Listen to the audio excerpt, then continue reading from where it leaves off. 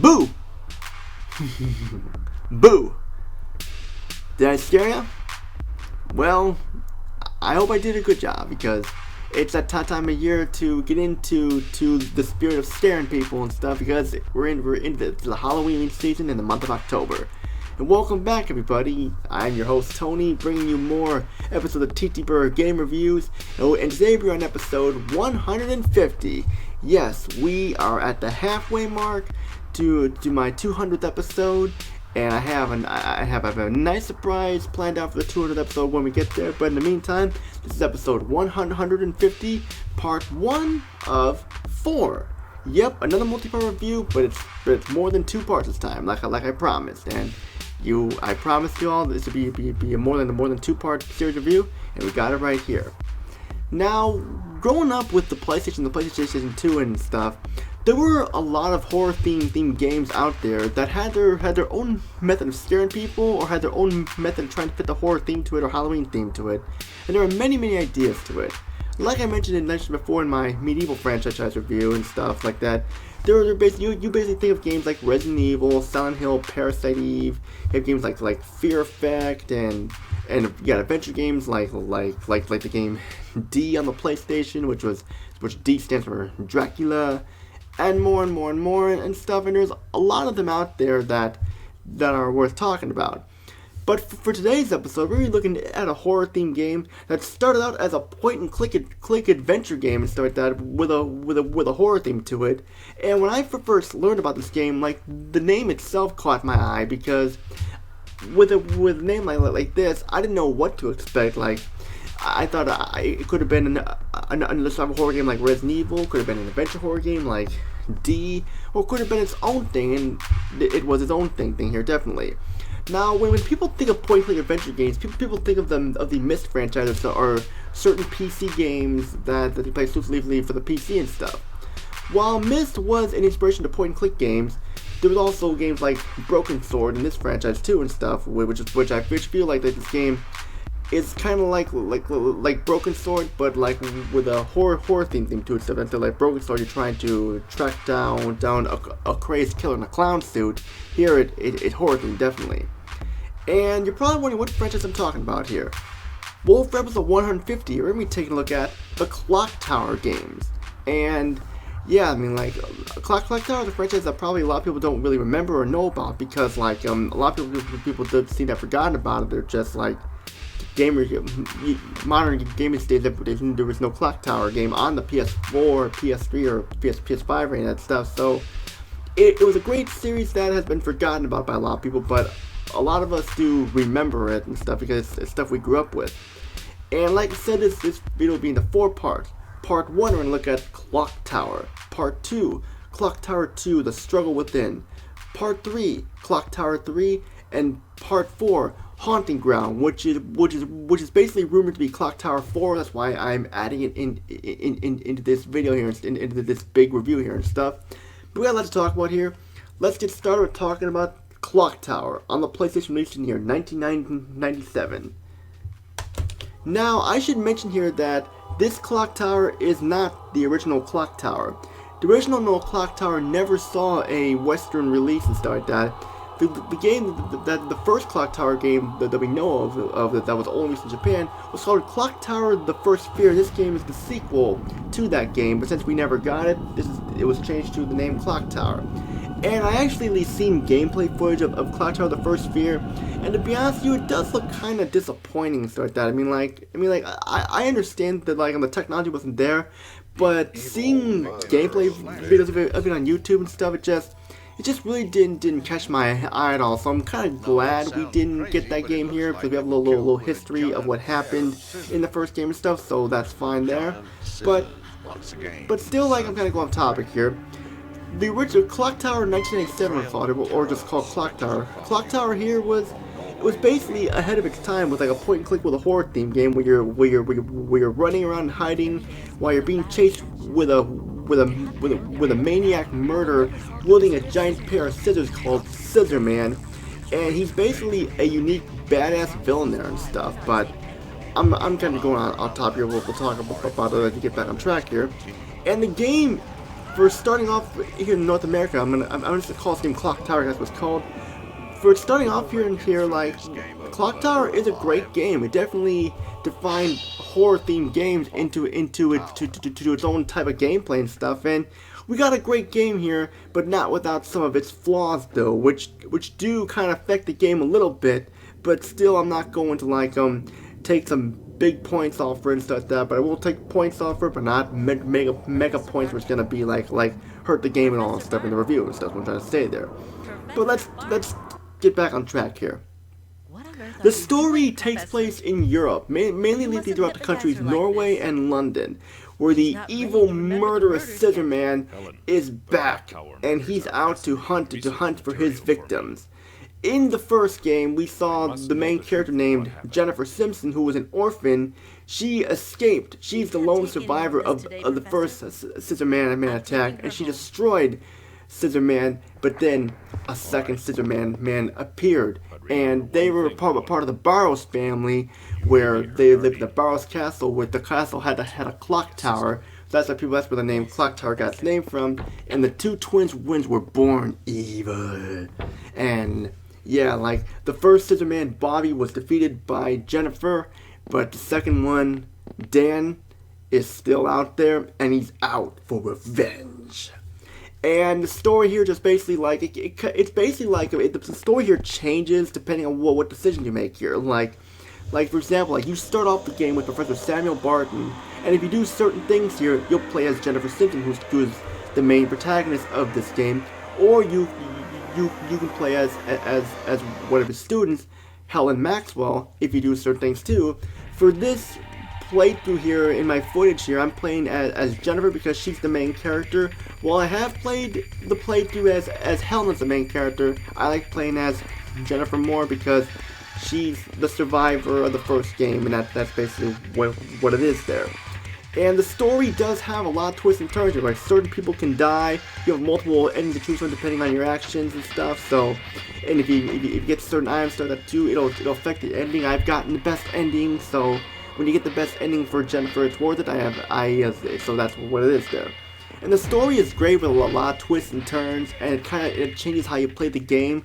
So like it adds replay value to it. So like one time you play as Jennifer, you want to play as Helen, then there you go. Or if you want to get like the not best ending, but the slightly best ending, or the second best ending, so you can do that. You want to get the worst ending and stuff, then there you go.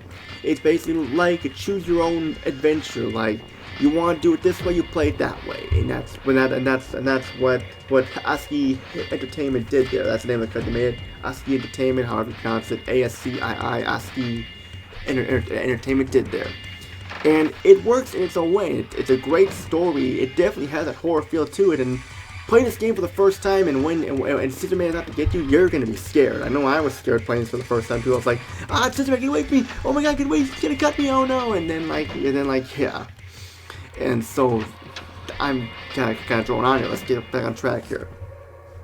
The graphics in Clock Tower are a mixed bag for the most part. Like you look at like the CG cutscenes there, they look nice aside from the mouth moving. Like the mouths don't move the greatest, even in the Japanese version too, because like there was no Japanese voice acting stuff, but still like the mouths don't move the greatest at that, and the character models have these weird looking eyes, but I've seen worse looking games than this, so it's not that bad. I mean, the in-game graphics look good, but the character models do look somewhat blocky, but it's understandable, considering the technology they had for the day and stuff, but the character models don't really look the greatest, and they don't really age all well, but the backgrounds look nice, though. I love the backgrounds. The backgrounds are definitely the best part there, like with the lighting and everything.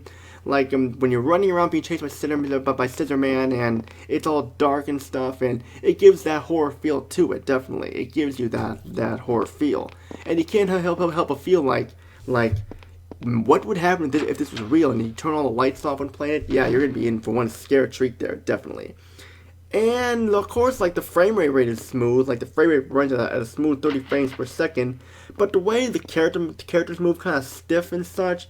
It'll be hard to notice the movement of the frame rate, but still, it's not a bad thing. I mean, I give it props to it because it was the first game, so it's understandable there. But now let's get into the sound here. And the sound, well, it's either a hit or miss, comparing on what you would think with stuff. The voice acting is, my opinion, bad, but not super bad as in other games I've played and stuff too, like Largo Winch Commando Star and Martian Gothic Unification. I mean, the voice acting is bad in a laughable way, but like so some of them don't try way too hard, and their lines end up being phoned in, or some don't try at all. It's interesting here that for the Japanese version, it's in English, but the actors recorded their lines differently, and they sound better in that version. So I don't know why they had to re-record their lines here, but there isn't really much voice setting and stuff aside from the beginning, and like when you get near the end. You're like near the end when you go to the Barrow's Castle. That's when the game has more voice acting there. So I'm just saying there, the voice acting is either hit or miss. So no matter what kind of your opinion is and stuff like that. Me, thought the voice acting was bad, but not bad to where it was like ear rape and stuff. It's just it was understandable for its time because like it was the PlayStation, but still I wasn't the biggest fan of the voice acting. But yeah, music is good though. Music is good, although there's not really much music of it aside from like the menu music or like when you're being chased by Scissor Man or so. But like the music fits that eerie horror feel to it. Like something's bad to happen, you're fucked, and it's gonna happen, you're fucked. You better run while you can, because you're fucked if you don't use your head and hide. And that's basically what it is there. It's like good music, definitely. It's the best part of the sound.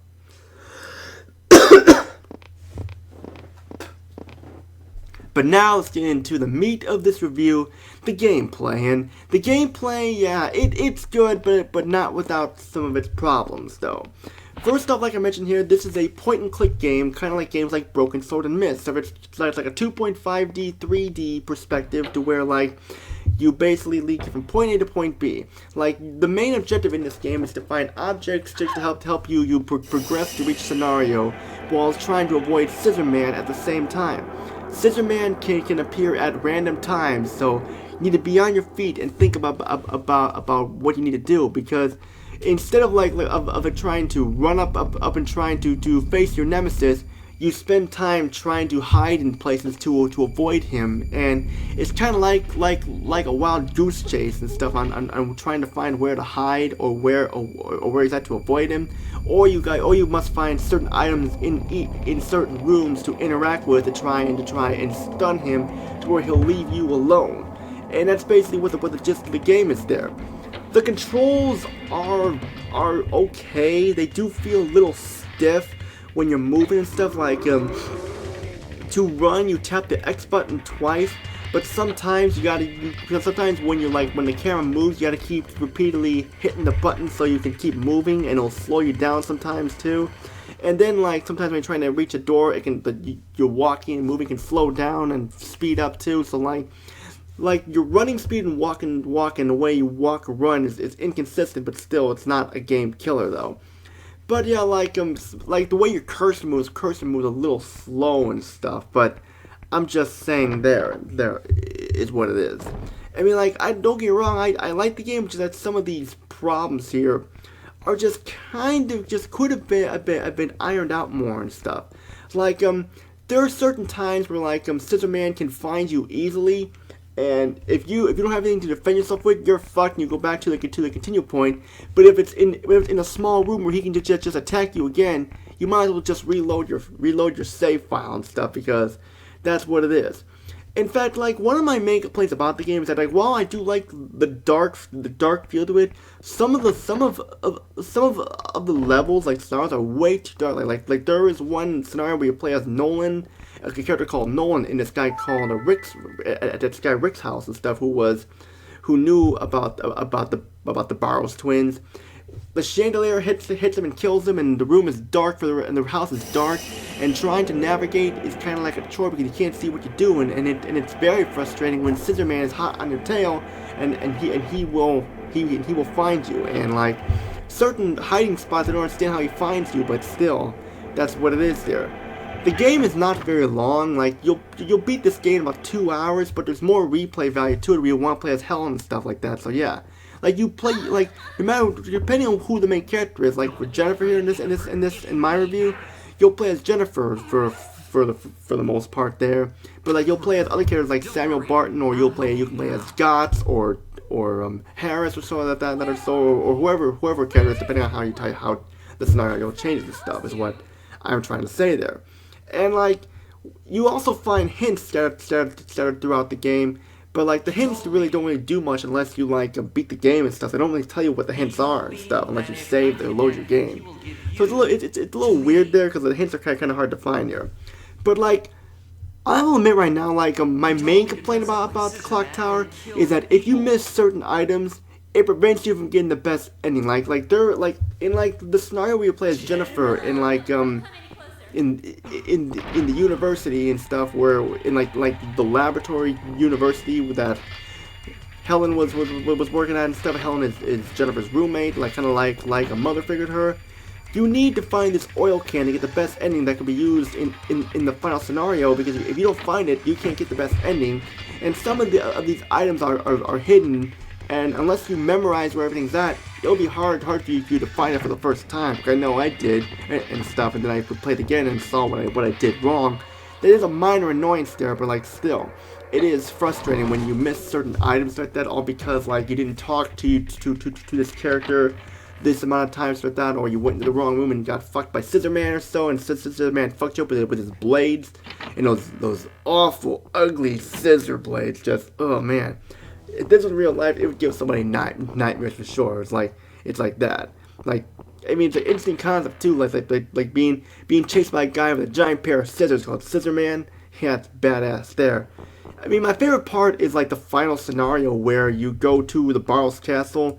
That's when the game starts really kicking up. It's like a wild goose chase to try and find where all your like your teammates are and stuff like that, or like the people you went to London with, because it starts off in Norway but then goes to London, and then that's what happens there.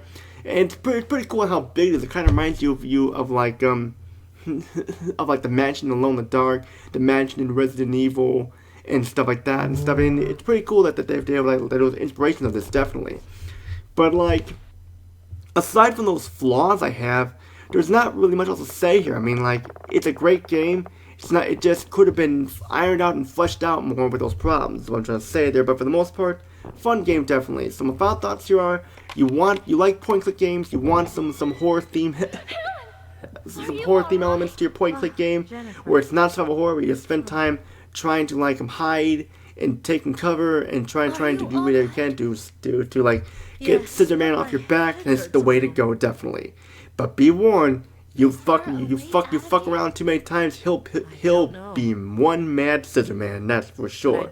Besides that, there's really not much else to say there. I mean, it's a great game overall.